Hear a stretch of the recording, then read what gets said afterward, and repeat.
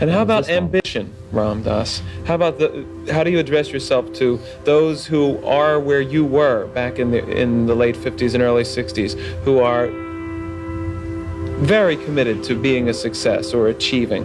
You can go on doing the dance you're doing perfectly you can go on being a moderator, being Bill Boggs, being perfect in your game, in your way of life, in your involvement, and at the same time deepen your connection and become aware of who you are behind the whole thing without losing a step in it at all.